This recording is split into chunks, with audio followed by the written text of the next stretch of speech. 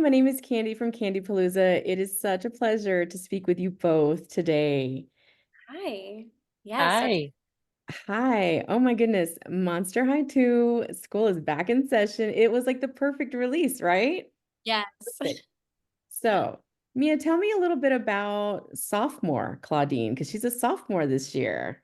She is growing up. Yeah, I mean, we're definitely continuing to see her evolution in Monster High, in the world of Monster High. I feel like in the first movie, it was a lot about um her accepting her identity herself and really being able to own it and be fully confident.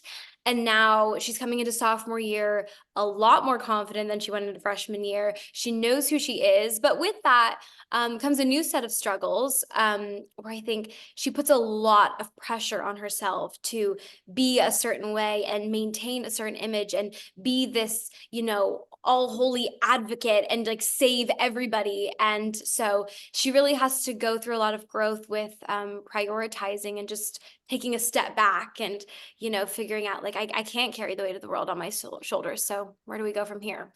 Right, right. So, Heather, it's so awesome to get to speak with you as well. Tell us how, Likewise. tell us how, being that they are, the characters are older, did you change a little bit of the dance styles with Monster High 2? Yeah, I definitely, because now that had the experience of Monster High 1 and knowing, where everyone was at in terms of skill set with dance. Um, and I think even just going through that process, we kind of leveled up, So I was really interested in introducing some more dynamic movement, and some more, the whole all the choreography encompasses like all different types of dance genres. And because each character, even the physicality of each character is I can pull from, right? To create movement. But this time around, I for sure was like, all right, I think we can try some like adding in some whacking or some voguing or maybe some b-boy or b-girl styles. Like there were some added elements within the musical theater, esque choreography that are layered with all those characters that we could go for, and like they went for it. I love that. Yeah, it was phenomenal. So Mia, tell Thank us you. about what you experienced from, the first Monster High with the choreography and the music. What it was like for you coming into Monster High 2. Yeah, I mean, I definitely, for me, I've sang and acted kind of my whole life, but dance is something I had dabbled in before, but I was not my strong suit. I did not feel so confident in my abilities. But I think going into the second movie, obviously I felt so much more prepared. Also knowing what more of what I was walking into with Heather and with the whole dance team, like the way that we learn the dances and the environment, it's super not scary. Like I think going into something that you're maybe not so sure of yourself in, and knowing that the environment is, yes, it's going to be intense and we got things to do, but like it's all loving and it's all so supportive. I was very excited to take it on, and we definitely stepped it up a notch, and there was definitely some moments where I was like, okay, we'll see how this goes. But just knowing the team that we were working with made it very fun and exciting because we knew we were going to get to the end result, even if it seemed crazy. Yeah, yeah. Well, collectively it was amazing and so Yeah. much fun to watch. Like seriously. Um, Sorry, my cat is in here. Oh. What type of cat? Yeah, I know, right? I'm like, hey. So in terms of the with the music and the choreography and everything, how far in advance do you get, say, the storyboarding or so that you get some idea, or I guess the music, Heather, to start putting these amazing routines together?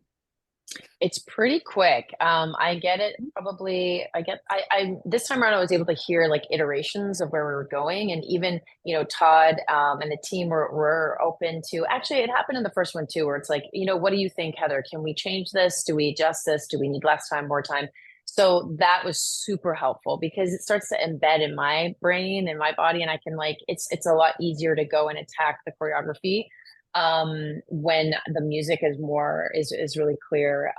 So I was grateful for that. But basically from there it was like as soon as you get the music, now you've got to figure out what is it, and that a lot of that is coming up with ideas to pitch to Todd and Holland, our amazing director, and producers, and to see like is that a feasible, right? Like adding in props or for example, some set design, like pitching a lot of those ideas.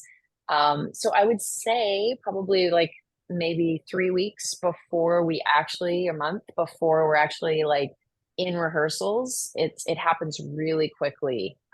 Because also within that time, I'm actually choreographing and creating the like previs, which is the pre-visuals for the director to see like how it will look, how it will feel. With I do that with a skeleton crew of dancers, amazing dancers.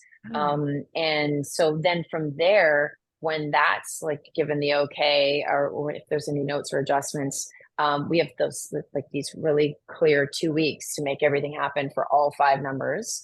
But within that, once I've designed it all and I've worked everything out, my amazing team, especially my assistant Randa, like and Milena, they go in and I'm there, I'm working with everyone, but they're now teaching all the choreography that I've choreographed and set. So it's like we're working together to get all of our actors in tip top shape and feeling good, with what's presented, like what I've put together with the director. Does that align?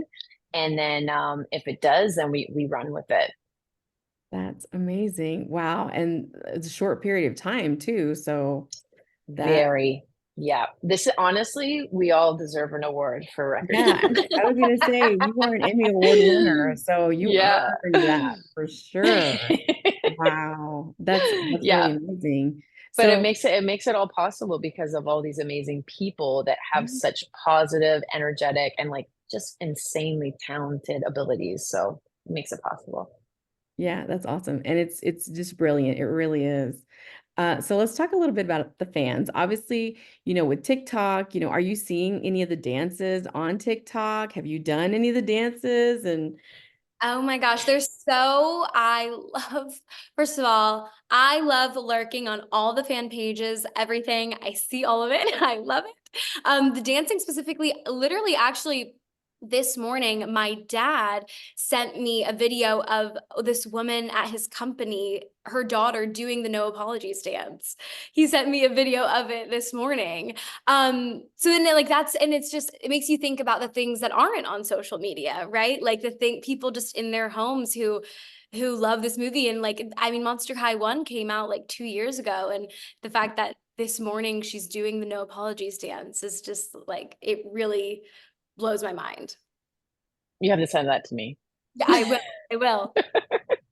that's amazing. Oh, here's my can. Sorry.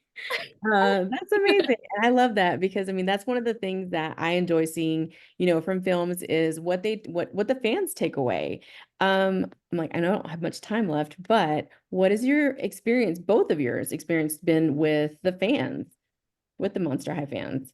Yeah, I mean, my experience has been incredible. I mean, it's the community of Monster High is so loving, so warm, so welcoming. I mean, I was a fan before I was a part of the franchise, so I feel really lucky to have that perspective. But it's just been incredible, social media and in person. If I ever meet people who are fans of it, they're just so nice.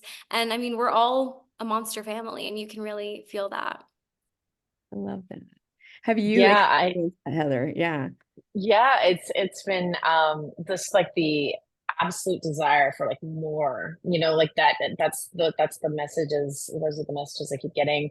But also too, like I love the response, especially when I'm, working with dancers or actors or even just, regular people I meet, that when I say that it's Monster High I was working on or I did that choreography, they're just like, what? Like they're just so in awe because it's funny when I say not just the choreography, I'm talking about the movie itself. Mhm. Because you can see the emotional impact it has on them, what Right. it means to them, that it's beyond entertainment. It actually has a deep meaning for them. And I'm so, I feel so grateful to be a part of it in some kind of way, Yeah, it's absolutely amazing. And I cannot wait to watch it with my niece. I actually want to watch both of them. She's finally of the age to start watching, some fun stuff. So I'm like, we're gonna do a weekend of it. So Yes, hopefully yeah. she That's awesome.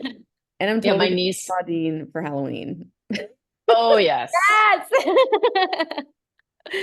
Definitely. My niece and nephew have like a few times, but they've been like saying like, oh, we they don't say it, they just keep playing it over and over again. It's one of those movies where you're like, oh, that's so great. Because I remember doing that with so many movies where you just like you can't stop watching them, you know. So hopefully that will be the case for these bands. Yes, definitely. Thank you so much for taking the time to speak with me. This has been so much fun, and I'm so excited for everyone to continue to watch Monster High 2 on Paramount Plus. Thank you so much. Thank Thank you. you.